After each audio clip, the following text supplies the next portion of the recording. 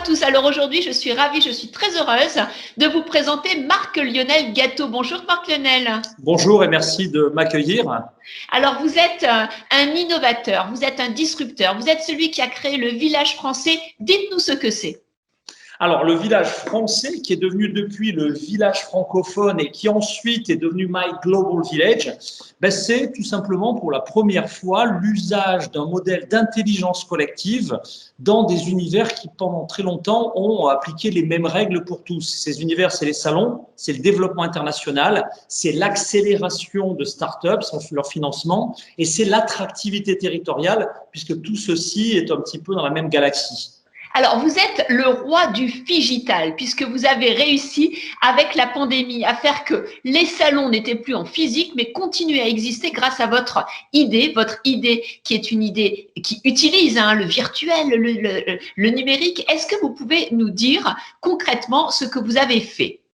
Oui, concrètement, le scénario il est un peu catastrophe au départ. On travaille dans l'internationalisation, on amène les grands groupes et les territoires sur les salons internationaux comme le CES de Las Vegas, la Hannover Messe, et puis du jour au lendemain, il y a juste plus de salons, plus d'avions, plus de possibilités de s'accélérer. Qu'est-ce qu'on fait?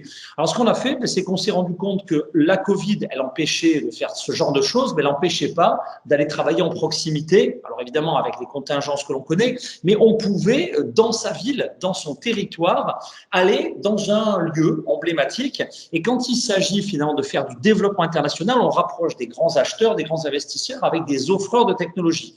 On s'est dit, puisque notre réseau il est déjà mondial, il comporte 19 pays, 35 régions du monde, pourquoi, au lieu de faire ce que font tout le monde, c'est-à-dire des événements digitaux où tout le monde suit et on n'est pas toujours très sûr du retour sur investissement, pourquoi ne pas mettre en réseau des studios existants dans lesquels on se rendrait et dans lequel un acheteur va pouvoir pitcher sa solution devant 19 autres pays, dans lequel, juste à côté de cet offreur de solutions, un acheteur, un investisseur, un intégrateur de solutions technologiques va écouter des solutions de 19 autres pays pour les noter d'abord et pour attirer sur son territoire celle qu'il n'a pas.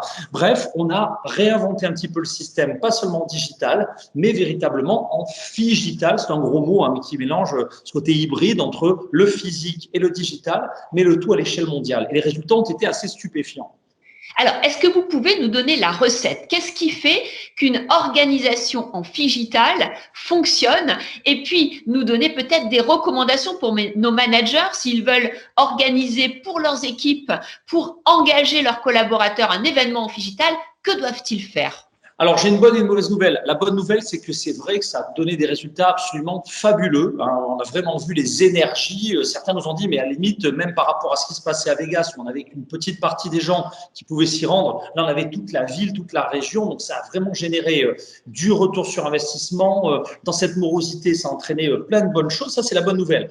La mauvaise nouvelle, pour répondre à la question sur le mode d'emploi, c'est qu'il n'y a pas de miracle. Si on a, nous, pu mettre en place ce type de dispositif, c'est parce qu'à un moment, et depuis des années, on avait créé des communautés, que les rapports de confiance existaient. Et quand on a tapé à la porte virtuelle de la Wallonie, de la Suisse, de Phoenix en Arizona, de Singapour, on les connaissait déjà, donc ça allait plus vite. Et quand on leur a dit chaque studio connecté doit servir de tiers de confiance en ayant des bons acheteurs, des bonnes techs, enfin le meilleur d'un territoire, il fallait que ce réseau existe. Donc je dirais que c'est un peu comme tout ce qui est en train de se passer dans le digital actuellement. Tous ceux qui n'avaient pas attendu la Covid pour commencer à réfléchir, créer des réseaux avaient un capital humain, et actuellement ils sont en très forte accélération, et ceux qui finalement se reposaient et attendaient cette révolution sont un petit peu tristounés. Donc moi mon conseil il est simple, c'est que les valeurs d'une entreprise c'est avant tout l'humain.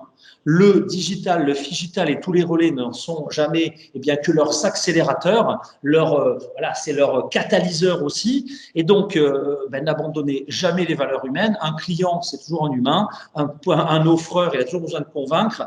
Et donc, ce capital, la tech l'a fait exploser, l'internationalise, mais la vraie recette opérationnelle, c'est de bien comprendre que le communautaire, c'est plus une option pour tous les acteurs, c'est une obligation totale, qu'elle soit dans la vraie vie ou sur les réseaux. Donc, si je comprends bien, si votre expérimentation du figital a réussi, c'est parce que vous aviez en amont créé des alliances, créé des communautés. Donc, la question que j'ai envie de vous poser, c'est en fait cette valeur de l'intelligence collective. En fait, vous l'avez depuis le départ de la création de votre entreprise. Est-ce que vous pouvez nous dire comment vous déployez des stratégies, des tactiques, des méthodes pour continuer à développer cette intelligence collective? La réponse, elle est simple, c'est qu'effectivement, on ne la décrète pas, l'intelligence collective. Il faut donner du grain à moudre. C'est comme dans un couple, comme dans une relation, un groupe d'amis. Si on n'a pas des choses à faire ensemble, on a beau être amis, il ne se passe rien. Donc, il faut la nourrir. Et c'est vrai que là, on trouve à la racine même de ce que l'on fait, je pense, des réponses pour l'événement de demain, pour le développement international de demain, pour l'attractivité territoriale. L'intelligence collective, c'est quoi? Tiens, 3 territoires partagent le même ADN, on est des territoires d'experts en mobilité, par exemple.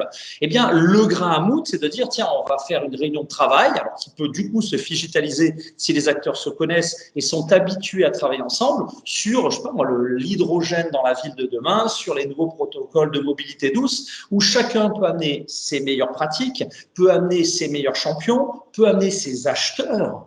Parce qu'aujourd'hui, on parle d'événements, mais ces modèles s'appliquent tout aussi bien au business de demain, où on va co-concevoir ensemble entre territoires qui partagent le même ADN des projets, où chacun amène ses acheteurs, ses offreurs, et ce réseau, il peut s'étendre. Donc aujourd'hui, je pris l'exemple donc de réunions de travail, on appelle ça avec un gros mot du design thinking, par exemple, on va réfléchir au monde d'après.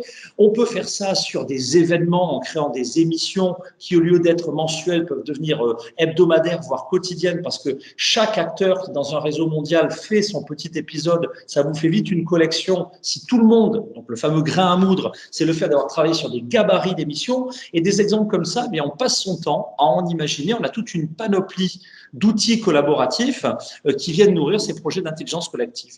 Donc, si je comprends bien, en fait, l'important, c'est d'avoir un projet qui fédère des acteurs du monde entier avec lesquels, vous allez animer en mode design thinking, en intelligence collective, une continuité d'action pour pouvoir ensuite partager et faire en sorte que le gâteau grossisse. Et plus le gâteau sera gros et plus il y aura des alliances et plus, en fait, les acteurs arriveront à trouver des avantages du business et donc tout le monde sera gagnant-gagnant. Donc, c'est une autre façon de voir le business, c'est une autre façon de voir le monde, de voir la société et certainement, c'est avant tout une idéologie qui se fonde sur le groupe, sur le partage, la bienveillance. Et en tout cas, vous êtes un magnifique exemple. Merci Marc-Lionel. Merci beaucoup. Merci Cécile.